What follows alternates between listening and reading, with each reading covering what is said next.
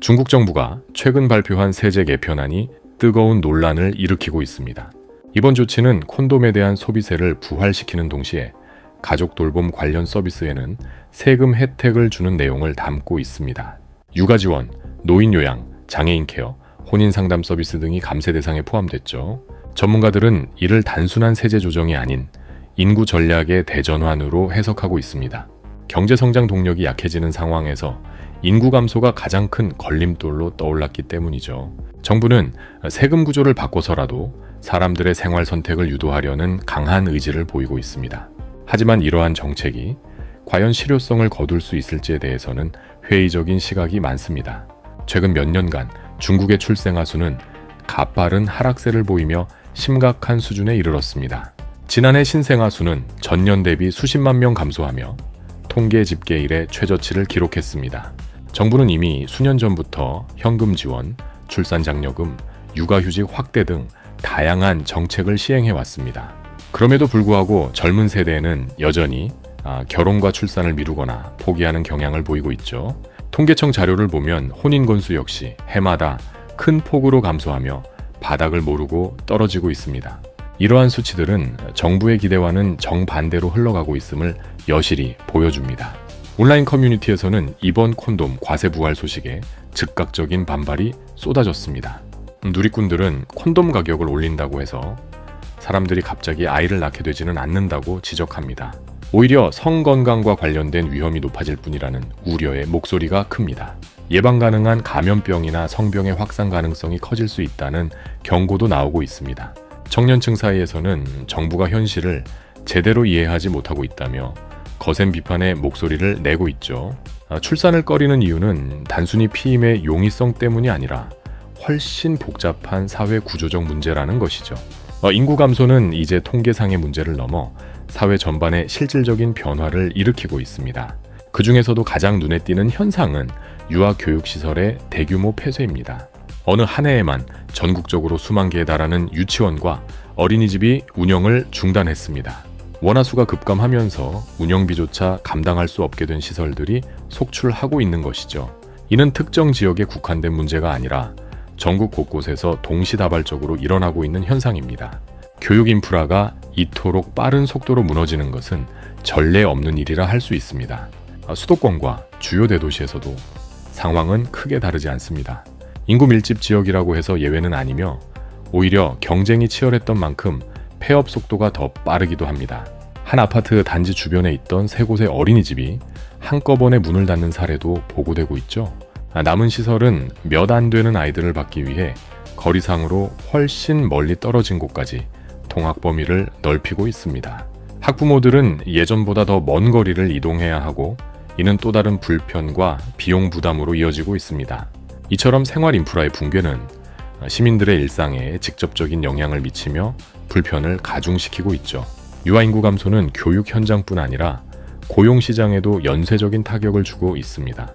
유치원 교사나 보육 교사로 일하려던 청년들의 취업 기회가 급격히 줄어들고 있는 것입니다. 교육 전공자들은 졸업 후 진로를 찾지 못해 다른 분야로 눈을 돌려야 하는 상황에 내몰리고 있습니다. 이는 청년 실업 문제를 더욱 악화시키는 또 하나의 요인으로 작용하고 있죠. 한편 도시 지역에서는 자녀를 키우는 데 드는 비용이 천문학적으로 증가하고 있습니다. 주거비, 사교육비, 의료비 등 양육에 필요한 모든 항목이 가계의 큰 부담으로 다가옵니다.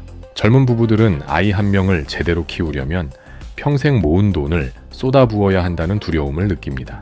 이런 분위기 속에서 결혼 자체를 꺼리거나 결혼 후에도 출산을 포기하는 선택이 일반화되고 있습니다. 지방정부들은 이러한 흐름을 막기 위해 저마다 독자적인 지원책을 내놓고 있습니다. 출산 휴가를 몇 개월 더 늘리거나 둘째 이상 출산 시 주거 보조금을 지급하는 식이죠. 일부 지역에서는 신혼부부에게 전세자금 대출 우대 혜택을 주기도 합니다. 하지만 이런 단편적인 지원만으로는 근본적인 흐름을 바꾸기 어렵다는 평가가 지배적입니다. 정책의 방향은 좋지만 규모나 지속성 면에서 실질적 효과를 내기에는 턱없이 부족하다라는 것이죠. 최근 한 중국 언론 매체는 대학 교육 과정에 연애와 결혼 과목을 포함해야 한다는 주장을 내놓았습니다. 이 매체는 자체 설문조사를 통해 대학생들의 연애 회피 경향이 심화되고 있음을 확인했다고 밝혔습니다. 많은 학생들이 학업과 취업 준비에 시간을 쏟느라 연애할 여유가 없다고 답했다는 내용입니다. 이를 근거로 대학이 연애와 결혼에 대한 올바른 가치관을 가르쳐야 한다는 결론을 도출했습니다. 정규 교과목으로 연애심리학이나 가족관계론 같은 과목을 개설하자는 제안도 함께 나왔습니다. 이러한 주장은 언론과 온라인에서 빠르게 확산되며 뜨거운 논쟁을 촉발했습니다. 하지만 누리꾼들의 반응은 대체로 차갑거나 비판적이었습니다. 많은 이들은 연애를 하지 않는 이유가 단순히 시간 부족이나 관심 부족 때문이 아니라고 지적합니다. 경제적 불안정, 주거 문제, 미래에 대한 불확실성 등이 복합적으로 작용한 결과라는 것이죠. 대학에서 연애 수업을 듣는다고 해서 이런 구조적 장벽이 해소되지는 않는다는 반론이 이어졌습니다. 오히려 현실을 외면한 채 형식적인 해법만 내놓는 것 아니냐는 비판도 제기됐습니다. 진정한 해결책은 청년들이 안정적으로 살아갈 수 있는 사회 환경을 만드는 데 있다는 의견이 힘을 얻고 있습니다. 한편 인구 구조의 변화는 또 다른 방향에서도 뚜렷한 양상을 드러내고 있습니다. 출생아 수가 줄어드는 동시에 고령 인구는 매년 빠른 속도로 증가하고 있는 것이죠. 이에 따라 아동 돌봄 수요는 감소하는 반면 노인 돌봄 수요는 폭발적으로 늘어나고 있습니다. 이러한 불균형은 사회 복지와 공공 서비스 체계 전반에 큰 압박을 가하고 있습니다. 정부와 지방자치단체는 이 문제에 대응하기 위해 새로운 형태의 시설 운영 모델을 실험하고 있습니다. 그중 하나가 바로 노인과 어린이를 한 공간에서 함께 돌보는 통합 돌봄 시설이죠. 기존의 어린이집이나 경로당을 통합해 세대 간 교류가 가능한 복합시설로 재구성하는 방식입니다. 이런 시설에서는 노인과 아이들이 같은 건물 안에서 각자의 프로그램에 참여하면서도 일부 활동은 함께 합니다. 예를 들어 할아버지 할머니가 아이들에게 전통 놀이를 가르쳐 주거나 함께 그림을 그리는 시간을 갖는 시기죠.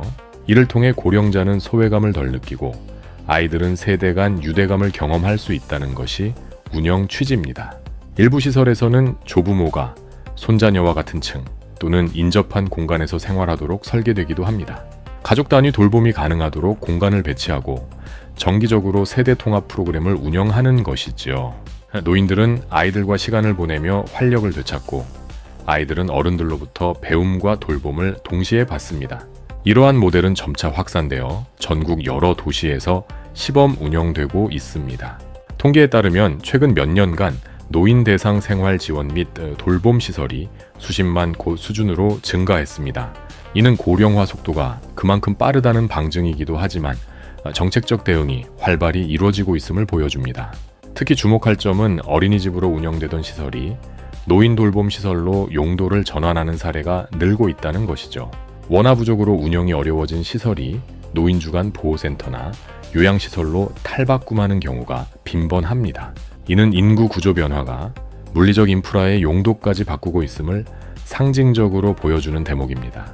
일부 전문가들은 이러한 통합 모델이 자원 효율성 측면에서 긍정적이라고 평가합니다. 공간과 인력을 이중으로 활용할 수 있어 재정 부담을 줄일 수 있다는 장점이 있기 때문이죠. 하지만 노인과 아동의 돌봄 요구가 본질적으로 다르기 때문에 전문성 확보가 관건이라는 지적도 나옵니다. 시설 운영자와 종사자들이 두 집단 모두를 충분히 이해하고 대응할 수 있어야 한다는 것이죠. 그럼에도 불구하고 이런 실험적 시도는 앞으로도 계속 확대될 것으로 전망됩니다. 전체적으로 보면 중국 사회는 인구 위기에 대응하기 위해 여러 층위에서 변화를 시도하고 있습니다. 세제 조정을 통해 출산을 유도하고 청년들에게 연애와 결혼을 장려하려는 움직임이 그 하나입니다. 교육 인프라를 재편하고 돌봄 서비스를 통합하여 효율성을 높이려는 노력도 동시에 진행되고 있습니다. 세대 간 단절을 해소하고 공동체 의식을 회복하려는 문화적 시도 역시 병행되고 있습니다. 이 모든 정책과 변화는 결국 하나의 목표를 향하고 있습니다. 바로 인구 감소 추세를 반전시키고 지속 가능한 사회 구조를 만들어내는 것이죠. 하지만 정책 이반자들의 의도와 현실 사이에는 여전히 큰 간극이 존재합니다. 청년 세대는 정부의 메시지를 받아들이기보다는 자신의 현실에 기반한 선택을 이어가고 있습니다. 경제적 압박, 불안정한 고용 환경, 높은 생활비는 여전히 해결되지 않은 채 남아 있습니다. 이런 상황에서 콘돔에 세금을 부과하거나 대학에서 연애 수업을 듣게 한다고 해서 근본이 바뀌지는 않습니다.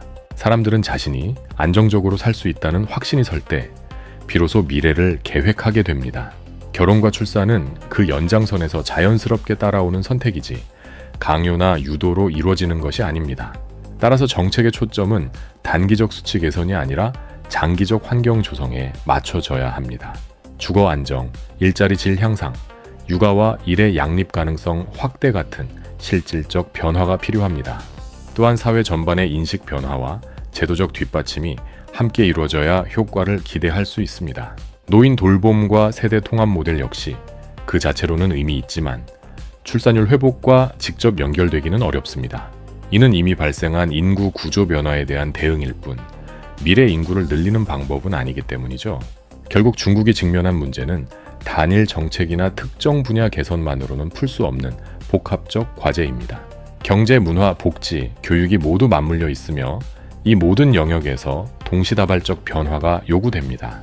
그러나 현재까지 나온 정책들은 대부분 단편적이거나 상징적 수준에 머물러 있습니다. 정부는 노력하고 있지만 그 노력이 국민의 실제 삶을 바꾸는 데까지 이르지 못하고 있는 것이죠. 온라인 여론이 차갑게 반응하는 이유도 바로 이 지점에 있습니다. 사람들은 정책의 의도는 이해하지만 그것이 자신의 선택을 바꿀 만큼 설득력 있다고 느끼지 못합니다. 이는 신뢰의 문제이기도 하고 현실 인식의 격차 문제이기도 합니다. 앞으로 중국 정부가 인구 문제를 해결하기 위해서는 훨씬 더 근본적이고 통합적인 접근이 필요합니다. 표면적 증상에 대응하는 것이 아니라 왜 젊은이들이 미래를 포기하는지 그 원인을 직시해야 합니다. 그리고 그 원인을 제거하거나 완화할 수 있는 구조적 개혁을 실행해야 합니다. 세금 정책, 교육 개편, 돌봄 통합 같은 조치들은 그 과정에서 보조적 역할을 할 수는 있습니다. 하지만 그것만으로는 흐름을 바꿀 수 없으며 더 큰 그림 속에서 조율되어야 의미를 가집니다. 현재 중국 사회는 변화의 초입에 서 있지만 방향성에 대한 확신은 아직 부족합니다. 정책 실험은 계속되고 있지만 그것이 성공으로 이어질지는 여전히 미지수입니다. 인구 감소는 이미 시작되었고 그 여파는 교육, 고용, 복지 전반으로 확산되고 있습니다. 어린이집은 사라지고 요양시설이 늘어나며 사회의 무게중심은 빠르게 이동하고 있습니다. 이 변화 속에서 개인들은 각자의 방식으로 적응하고 있지만 집단적 해법은 아직 보이지 않습니다. 중국의 인구 위기 대응은 전 세계가 주목하는 사회 실험이 되고 있습니다. 그 결과는 중국뿐 아니라 비슷한 문제를 겪는 다른 나라들에게도 중요한 참고 사례가 될 것입니다. 하지만 지금까지의 흐름을 볼 때 낙관하기는 어려운 상황입니다. 정책과 현실 사이의 간극은 좁혀지지 않고 있으며 국민의 신뢰는 점점 약해지고 있습니다. 근본적 해결에는 여전히 많은 의문이 남아 있으며 앞으로의 방향 전환이 절실히 요구됩니다. 영상이 유익하셨다면 구독과 좋아요, 댓글로 여러분의 생각을 들려주세요. 시청해주셔서 감사합니다.